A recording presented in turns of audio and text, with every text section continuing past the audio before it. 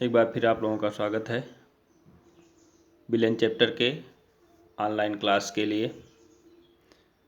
Savitri Singh inter college मानापारा द्वारा आप लोगों को अभी तक जो विलेन चैप्टर का टॉपिक पढ़ाया गया उनमें से मुख्यतः आप लोगों को यहाँ तक बता दिया गया था कि विलेन की नॉर्मलता। फिर भी एक बार बता देते हैं विलेन की नॉर्मलता के बारे में। विलेन की नॉर्मलता क्या है, विलेन की नॉर्मलता किसे कहते हैं। नॉर्मलता का फार्मूला भी हमने बता दिया था, परिभाषा भी बता दिया था, जिनमें से परिभाषा इस तरीके से बताई गई थी कि विलेन के 1 लीटर में विलेय के तुल्यांकों की संख्या विलेन की नॉर्मलता कहलाती है। विलेन की नॉर्मलता बराबर फार्मूला बताया गया था। विलेन की नॉर्मलता बराबर बताया गया था विलेय के तुल्यांकों की संख्या बटे विलेन का आयतन लीटर में। तुल्यांकों की संख्या का फार्मूला होता है विलेय का भार बटे विलेय का तुल्यांकी भार। इस तरीके से तुल्यांकों की संख्या के स्थान पर हम इस फार्मूले को रख देंगे, अर्थात विलेय का भार बटे विलेय का तुल्यांकी भार रख दिया जाएगा, जिससे हो जाएगा विलेन की नॉर्मलता बराबर विलेय का भार बटे विलेय का तुल्यांकी भार पूरे का बटे हो जाएगा विलेन का आयतन लीटर में।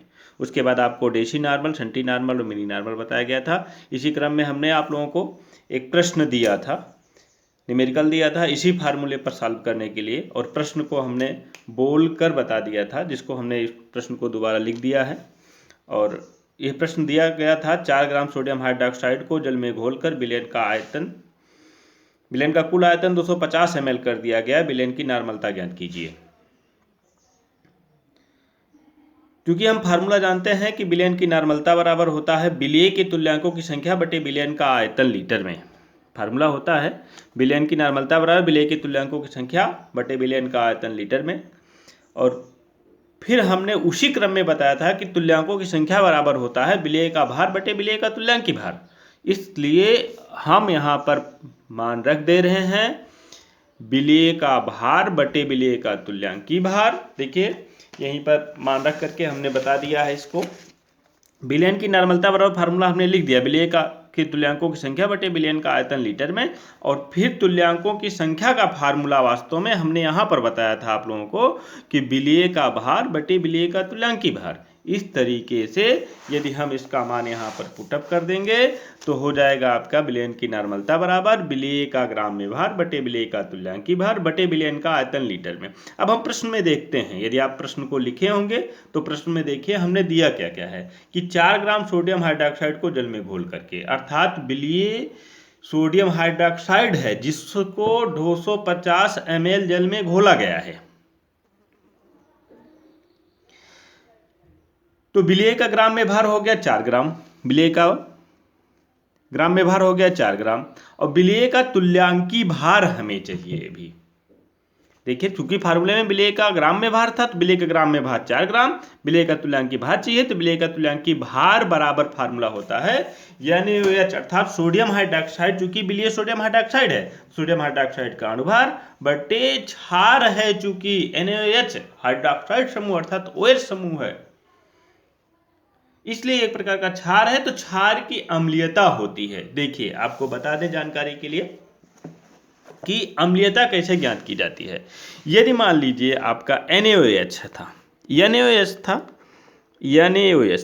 तो यहाँ पर हाइड्रोक्साइड अर्थात OH समूह की संख्या 1 है तो उसकी अम्लीयता 1 हो जाएगी। जैसे आप लगा मान लीजिए मैग्नीशियम हाइड्रोक्साइड होता, MgOH का होल ट्वाइस होता, MgOH का होल ट्वाइस होता, तो यहाँ पर OH अर्थात हाइड्रोक्साइड समूह की संख्या 2 होती, तो यहाँ पर अम्लीयता कितनी हो जाती है आपकी 2 होती। क्योंकि सोडियम हाइड्रोक्साइड है, NaOH है, NaOH में OH एक ही समूह उपस्थित है, इसलिए इसकी अम्लीयता 1 ही होगी। अब बात करते हैं NaOH का अणुभार की, तो हम जानते हैं कि अणुभार कैसे निकाला जाता है। समस्त तत्वों के परमाणुओं के परमाणु भार का योग करके अणुभार निकाला जाता है। NaOH की बात करते हैं तो अणुभार कैसे निकालें। Na का अणुभार होता है 23, Na का अणुभार होता है, Na का परमाणु भार होता है 23, O का परमाणु भार होता है 16, H का परमाणु भार होता है 1, अर्थात 23 + 16 + 1 बराबर हो जाएगा आपका 40। और हमने NaOH की अम्लीयता बताई, चूंकि NaOH में OH एक ही है इसलिए उसकी अम्लीयता 1 होगी, तो NaOH का अणुभार बटे अम्लीयता 1 बराबर हो जाएगा आपका 40। इस तरीके से हम देखते हैं कि फार्मूले में दिया गया है विलयन का आयतन लीटर में, लेकिन जो क्वेश्चन दिया गया था उस क्वेश्चन में दिया गया था विलयन का आयतन ml में। तो हमने इसको क्या किया, ml को लीटर में परिवर्तित कर लिया 1000 से भाग करके। इस तरीके से 1000 से भाग कर दिया तो आपका आ गया 0.25 लीटर। और विलयन की नॉर्मलता का फार्मूला हमने पहले ही बता दिया आपको, विलेय का ग्राम में भार बटे विलेय का तुल्यांकी भार बटे विलयन का आयतन लीटर में। तो विलेय का ग्राम में भार 4, विलेय के तुल्यांक की भार बराबर 40 बटे विलयन का आयतन लीटर में 0.25 बटे 1 कर दिया। हमने इसको पलट लिया 4 बटे 40 गुणे 1 बटे 0.25 हमने लिखा था यहाँ पर, जिसको हमने दशमलव हटा दिया और फिर 2 शून्य बढ़ा दिया। इस तरीके से 100 हो गया। 25 से करने में 25, चौका 100, 4 करने में 4, दहम्मा 40। इस तरीके से 4 और 40 को काट दिया गया, 0.4 तुल्यांक लीटर आ गया। यही आपका आंसर हो गया। अब इसी क्रम में आगे पढ़ते हैं। तो आपको आगे पढ़ना है इसी क्रम में आगे आपको पढ़ना है विलयन की मोलरता। विलयन की मोलरता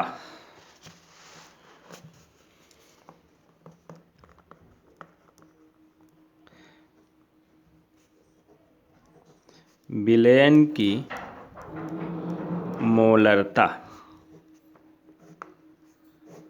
अभी तक आप लोगों ने नॉर्मलता पढ़ा, अब पढ़ते हैं विलयन की मोलरता। मोलरता क्या होता है, विलयन के 1 लीटर में विलीन विलेय के मोलों की संख्या विलयन की मोलरता कहलाती है। फिर से समझिए, विलयन के 1 लीटर में विलीन विलेय के मोलों की संख्या विलयन की मोलरता कहलाती है। हाँ, हमने आप लोगों को बताया था विलयन की मोलरता बराबर होता है परिभाषा। विलयन की मोलरता किसे कहते हैं, विलयन के 1 लीटर में विलीन विलेय मोलों की संख्या विलयन की मोलरता कहलाती है। अब फार्मूला क्या हो जाएगा, मोलरता बराबर विलेय के मोलों की संख्या बटे विलयन का आयतन लीटर में। और फिर यहाँ पर हम जानते हैं कि अब हमें यहाँ पर जानना पड़ेगा मोलों की संख्या का फार्मूला। तो विलेय के मोलों की संख्या का फार्मूला क्या होता है, क्योंकि हम जानते हैं कि विलेय के मोलों की संख्या बराबर विलेय के मोलों की संख्या बराबर विलेय का ग्राम में भार बटे विलेय का अणुभार। यहाँ पर हो जाएगा आपका विलेय का ग्राम में भार बटे विलेय का अणुभार। यही फार्मूला विलेय का ग्राम में भार बटे विलेय का अणुभार का फार्मूला हम विलेय के मोलों की संख्या के स्थान पर रख देंगे। तो इस तरीके से क्या हो जाएगा, विलयन की मोलरता बराबर विलयन की मोलरता बराबर क्या हो जाएगा, इसी फार्मूले को हम यहाँ पर मोलों की संख्या के स्थान पर रख देंगे। तो विलेय का ग्राम में भार, विलेय का ग्राम में भार बटे विलेय का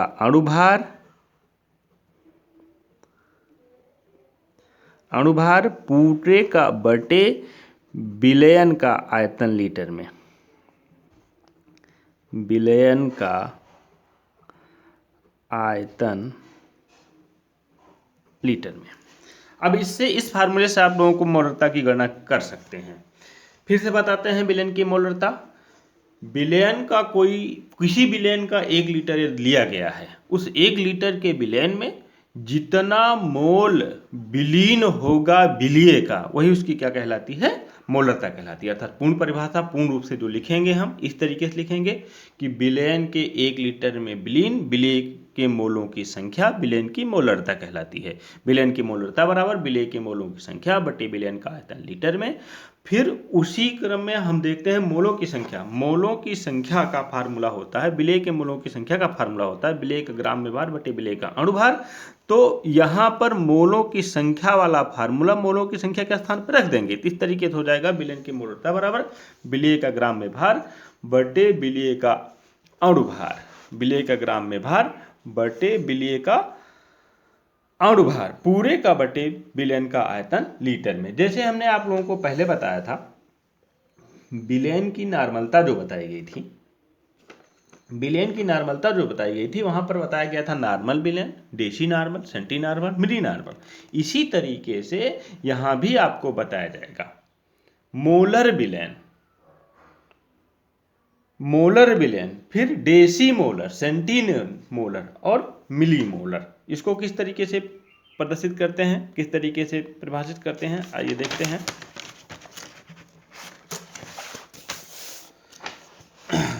देखिए, जब कभी भी विलयन के किसी विलयन के 1 लीटर में, किसी विलयन के 1 लीटर में यदि विलय का 1 मोल उपस्थित होता है तो इस प्रकार के विलयन को मोलर विलयन कहा जाता है। किसी विलयन के 1 लीटर में यदि किसी विलयन के 1 लीटर में यदि किसी विलय का 1 मोल उपस्थित होता है, विलय का 1 मोल उपस्थित होता है तो उसे हम मोलर विलयन कहते हैं। इसको सामान्य रूप से हम यम या 1 यम से प्रदर्शित करते हैं। फिर समझते हैं, कोई विलयन है, उस विलयन के 1 लीटर में यदि विलय का 1 मोल उपस्थित होता है तो उसे हम मोलर विलयन कहते हैं। और इसे सामान्यतः किससे प्रदर्शित करते हैं, हम यम से प्रदर्शित करते हैं या 1 यम से प्रदर्शित करते हैं। इसी प्रकार से आपका होता है डेसी नॉर्मल को प्रदर्शित किया जाता है m/10 से, और फिर डेसी नॉर्मल को प्रदर्शित किया जाता है m/10 से, सेंटी नॉर्मल को प्रदर्शित किया जाता है m/100 से, और मिली नॉर्मल को प्रदर्शित किया जाता है m/1000 से। फिर समझिए, ये आपका क्या है, ये आपका है आपका सेंटी नॉर्मल, सेंटी मोलर। ये आपका कौन सा है, मिली मोलर।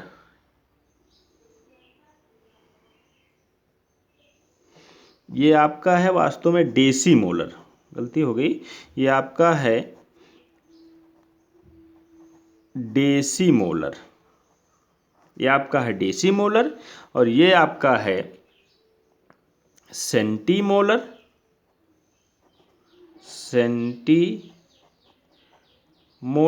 और ये आपका है मिली मोलर, ये आपका है मिली मोलर। फिर समझिए, यदि किसी विलयन के 1 लीटर में विलय का 1 मोल उपस्थित होता है तो उसे मोलर विलयन कहा जाता है। इसे सामान्यतः 1 यम से प्रदर्शित करते हैं या यम से प्रदर्शित करते हैं। इसी प्रकार से डेसी मोलर को m/10 से, सेंटी मोलर को m/100 से, मिली मोलर को m/1000 से प्रदर्शित किया जाता है। इसे सामान्य रूप से यदि हम देखेंगे तो यहाँ पर देखेंगे एक 1/10 है, फिर यहाँ पर देखेंगे 1/100 है, फिर यहाँ पर देखेंगे 1/1000 है। इसी तरीके से हम इसको परिभाषित भी करेंगे। यदि किसी विलयन के 1 लीटर में विलय का 1/10 मोल उपस्थित होता है, फिर से समझिए, किसी विलयन के 1 लीटर में विलय का 1/10 मोल उपस्थित होता है तो उसे डेसी मोलर। इसी प्रकार से किसी विलयन के 1 लीटर में विलय का 1/100 मोल उपस्थित होता है तो उसे सेंटीमोलर। इसी प्रकार से किसी विलयन के 1 लीटर में विलय का 1/1000 मोल उपस्थित होता है तो उसे हम मिली मोलर कहते हैं। क्या कहा जाता है, उसे मिली मोलर कहा जाता है। अब आपको जो परिभाषा बताई गई थी कि विलयन की मोलरता बराबर विलय के मोलों की संख्या बटे विलयन का आयतन लीटर में, उसी परिभाषा पर, उसी आपको जो सूत्र बताया गया था उसी सूत्र पर आपको एक प्रश्न दिया जा रहा है और उस प्रश्न को आप लोग उसी सूत्र के माध्यम से, मोलरता के उसी सूत्र के माध्यम से सॉल्व करेंगे। हाँ, जो आपको प्रश्न दिया गया है वो प्रश्न है 20.6 ग्राम सोडियम ब्रोमाइड को 500 ml जल में घोला गया है, प्राप्त विलयन की मोलरता क्या होगी। फिर से समझिए, फिर सुन लीजिए, 20.6 ग्राम सोडियम ब्रोमाइड को 500 ml जल में घोला गया है, प्राप्त विलयन की मोलरता क्या होगी। उसी के साथ में देखिए दिया गया है आपका Na अर्थात सोडियम बराबर 23, Br अर्थात ब्रोमीन बराबर 80। ये वास्तव में है किसी भी परमाणु का परमाणु भार।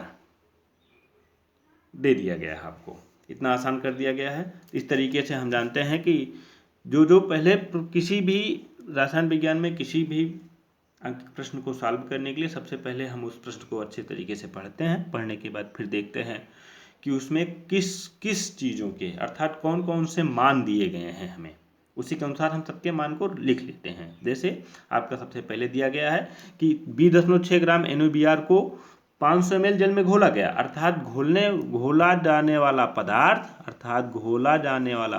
अर्थात विलीय आपका NaBr है, तो सोडियम ब्रोमाइड है, तो सोडियम ब्रोमाइड अर्थात विलीय है, तो सोडियम ब्रोमाइड के ग्राम में भार दिया गया है 20.6 ग्राम, हमने लिख लिया। फिर यहाँ पर दिया 500 ml जल में घोला गया, अर्थात विलायक जो है आपका विलायक जल अर्थात H2O है, H2O का आयतन दिया गया है, आपका H2O का आयतन दिया गया है 500 ml। चूंकि हम जानते हैं कि उसके पहले जो आपको लोगों को मोलरता का फार्मूला बताया गया है उसमें आयतन तो रखना है लेकिन ml में नहीं, लीटर में रखना है, इसलिए इसको हम सबसे पहले 500 को 1000 से भाग करके लीटर में परिवर्तित कर लेंगे। लीटर में हमने परिवर्तित कर लिया तो 2 शून्य से शून्य कट गया, अर्थात 5/10 हो गया, अर्थात 1/2 हो गया, अर्थात 0.2 लीटर है आपका यहाँ तो 0.5 लीटर आएगा। 1/2 का मतलब होता है 0.5 लीटर है आपका। तो देखिए यहाँ पर हमें आयतन भी पता चल गया, विलेय का ग्राम में भार भी पता चल गया, लेकिन मोलरता का फार्मूला जो बताया गया है वो फार्मूला आपको बताया गया है NaBr का ग्राम में भार अर्थात सोडियम ब्रोमाइड का ग्राम में भार बटे सोडियम ब्रोमाइड का अणुभार। तो यहाँ से हम NaBr का अणुभार निकाल लेंगे, अणुभार बराबर सोडियम ब्रोमाइड है तो सोडियम का होता है 23 और ब्रोमीन का होता है 80। इस तरीके से हो जाएगा आपका, इस तरीके से आपका हो जाएगा 3 और 8 2 10 103। अब फार्मूला हम जानते हैं कि विलयन की मोलरता बराबर विलयन की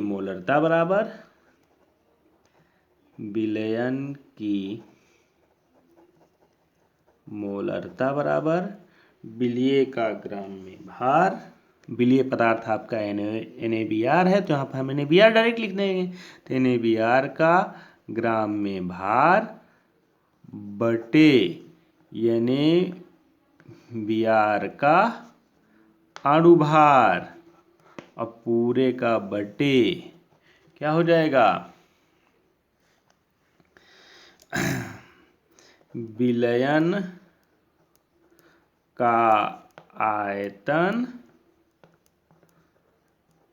लीटर में। तो इस हो जाएगा आपका NaBr का ग्राम में भार, NaBr का ग्राम में भार कितना दिया गया है आपका 20.6 बटे NaBr का अणुभार 103 पूरे का बटे विलयन का आयतन कितना है आपका 0.5। इसको सॉल्व करेंगे, सॉल्व करने के बाद आप लोग देखेंगे 0.4 और इसका मात्रक क्या होगा, देखिए मोलों की संख्या का मात्रक मोल होता है, आयतन लीटर में दिया गया है तो हो जाएगा आपका मोल प्रति लीटर, ये हो जाएगा आपका आंसर।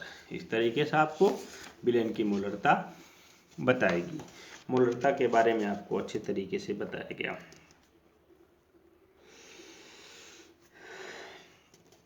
इसी क्रम में आगे बढ़ते हैं तो आपको पढ़ना है विलयन की मोललता, नॉर्मलता बताया गया, फिर मोलरता बताया गया, फिर आपको पढ़ना है यहाँ पर विलयन की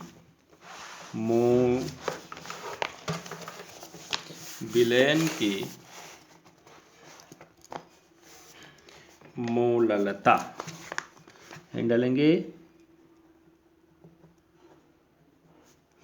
विलयन की मोललता। मोललता बराबर, मोललता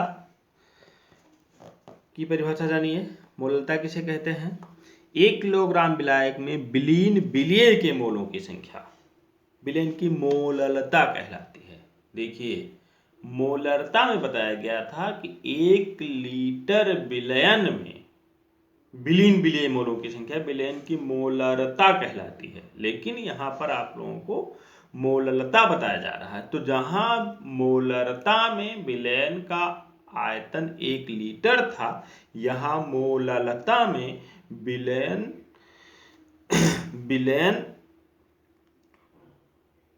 का विलायक का ग्राम में भार दे दिया गया है।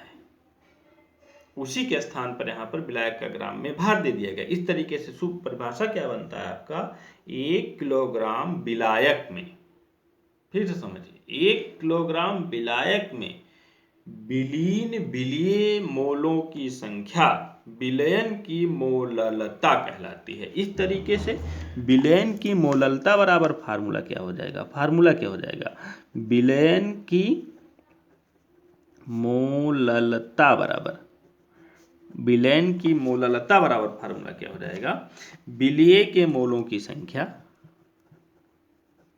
विलीय के मोलों की संख्या बटे विलायक का भार ग्राम में,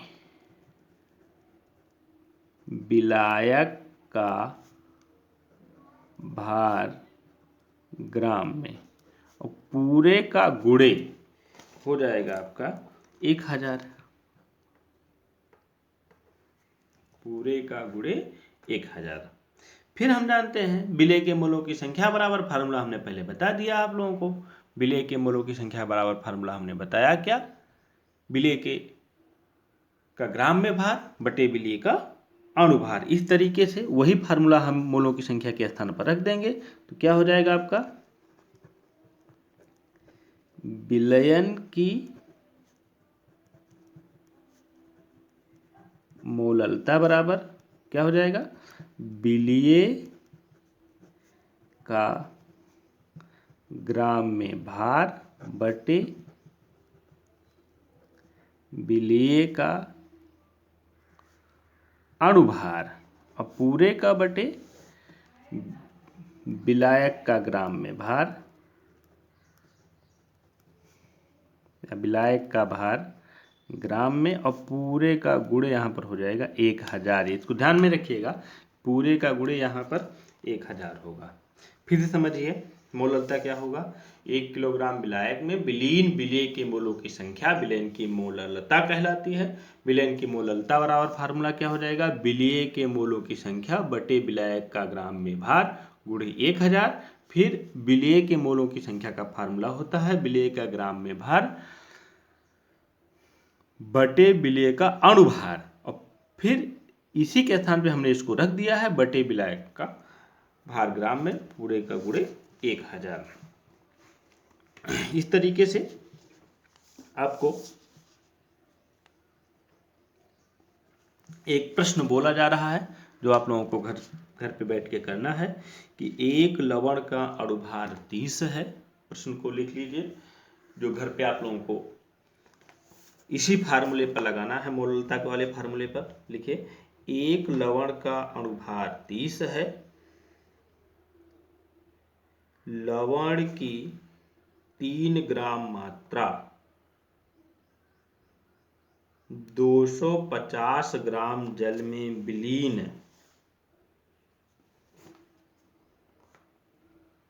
की गई। विलयन की मोललता ज्ञात कीजिए।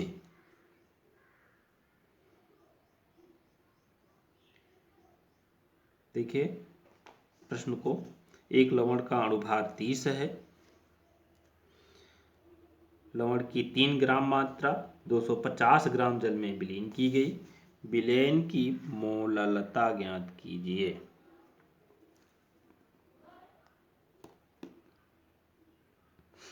हाँ, इस प्रश्न को आप लोग घर पे लगाइएगा, फिर नहीं समझ में आएगा तो हमें आप बताइएगा, हम उसको वापस से बताएंगे।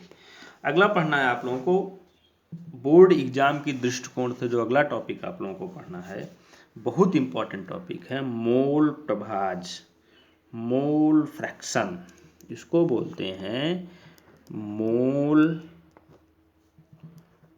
प्रभाज।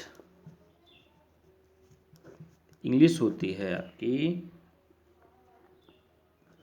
Mole fraction.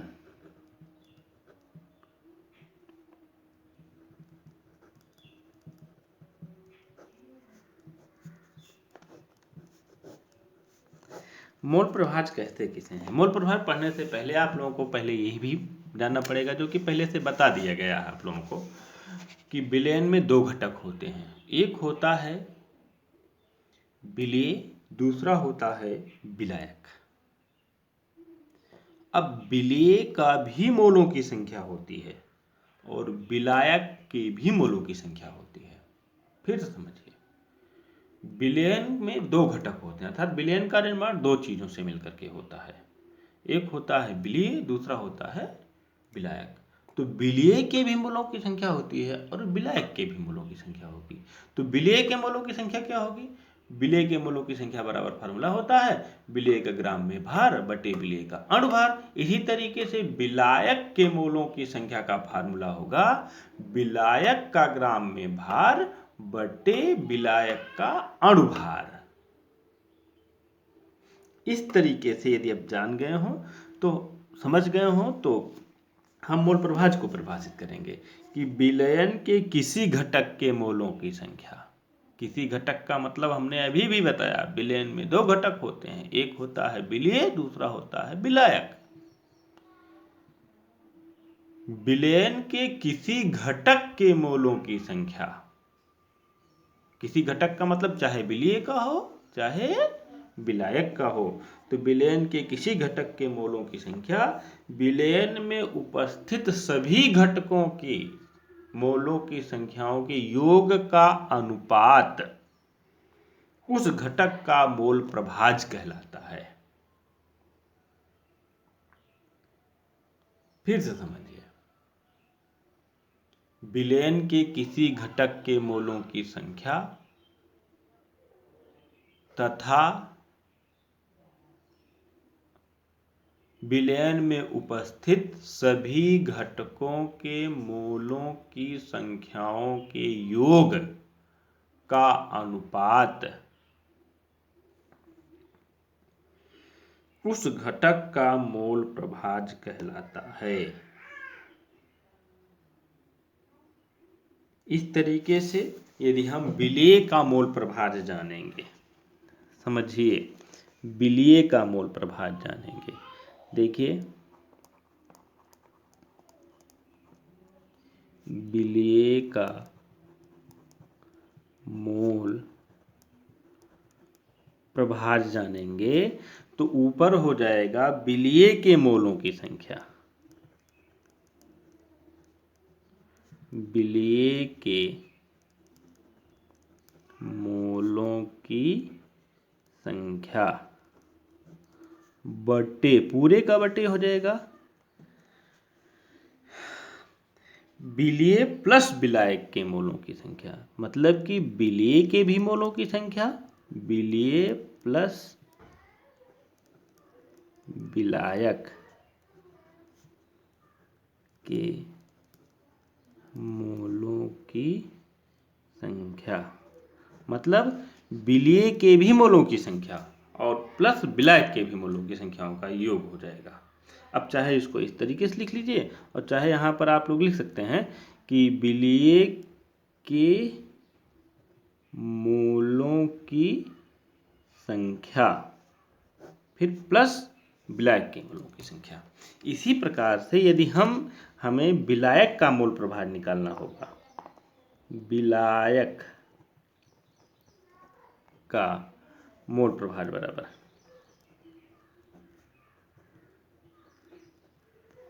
मोल प्रभाज बराबर, तो यहां पर ऊपर हो जाएगा विलायक के मोलों की संख्या, विलायक के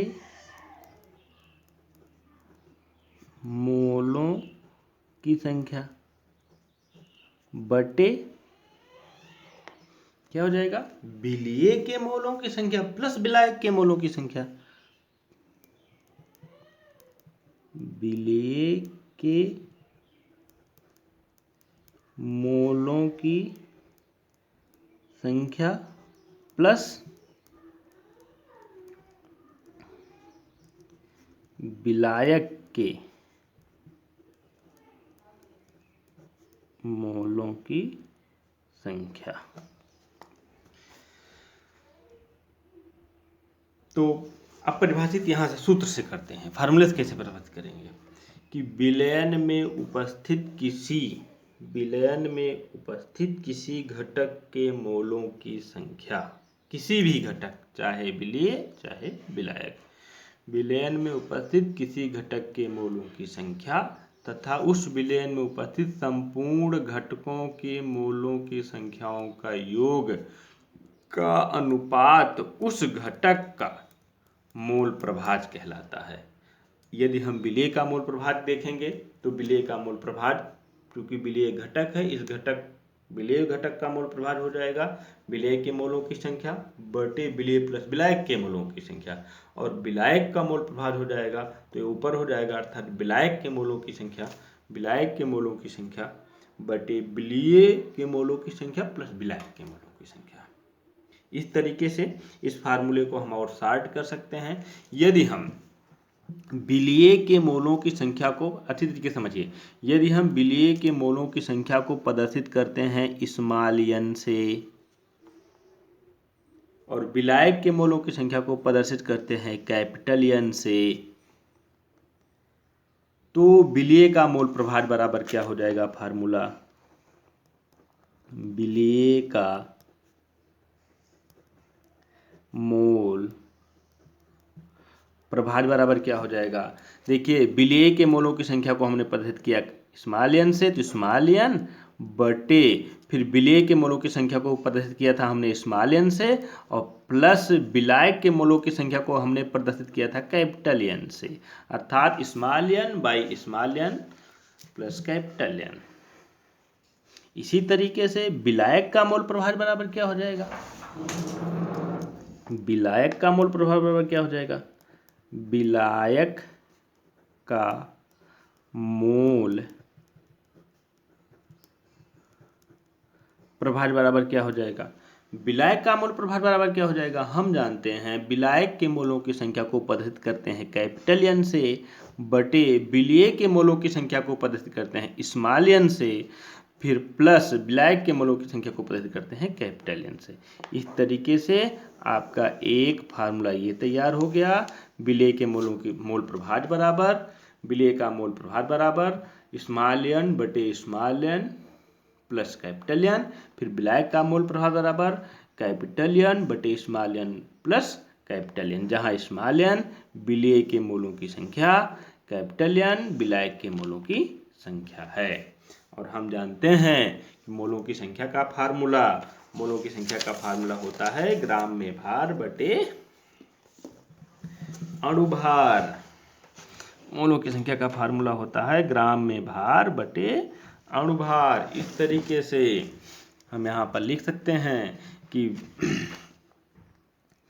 विलेय के मोलों की संख्या स्मॉल n बराबर विलेय के मोलों की संख्या स्मॉल n बराबर विलेय का ग्राम में भार कैप स्मॉल w बटे विलेय का अणुभार स्मॉल m।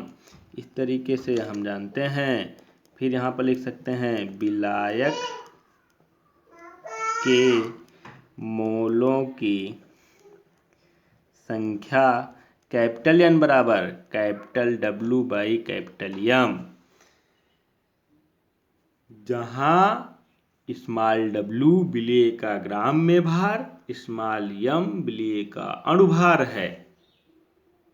इसी प्रकार से विलायक के मोलों की संख्या का फार्मूला क्या हो जाएगा, कैपिटल N बराबर capital W by capital M, जहाँ कैपिटल W विलायक का ग्राम में भार, कैपिटल M विलायक का अणुभार है। इसी सब फार्मूले को यहाँ पर यदि हम रख देंगे तो बराबर क्या हो जाएगा आपका, स्मॉल n के स्थान पे रखेंगे small w by small m बटे, फिर क्या हो जाएगा, स्मॉल n के स्थान पर रखेंगे small w by small m plus capital W by capital M। इसी प्रकार से हो जाएगा आपका, कैपिटल N के स्थान पर रख देंगे हम capital W by capital M बटे स्मॉल n के स्थान पर रखेंगे small m by small w plus capital W by capital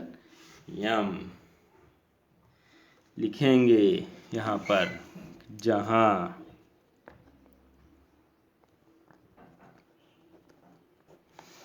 लिख लीजिएगा स्मॉल m विलेय का अणुभार, स्मॉल w विलेय का ग्राम में भार, इसी तरीके से कैपिटल W विलायक का ग्राम में भार, इसी तरीके से आपका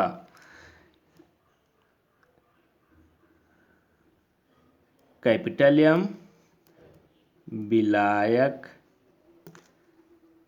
का अणुभार है। इसको एक बार हम कल फिर से समझाएंगे, उसके बाद एक प्रश्न देंगे आप लोगों को घर से करने के लिए। आप लोग घर से करिएगा उसको बैठ के आसानी से। ये बहुत इंपॉर्टेंट है, ये टॉपिक बहुत इंपॉर्टेंट है मोल प्रभाज का। ये अक्सर जो है पूछा जाता है बोर्ड एग्जाम में, मोल प्रभाज किसे कहते हैं, या मोल प्रभाज पर एक फार्मूला पूछा जाता है। ये क्लास आप लोगों के लिए विशेष तौर से बोर्ड एग्जाम के दृष्टिकोण से चलाया जा रहा है, जिससे आप लोग अच्छी तरीके से पढ़ सकें।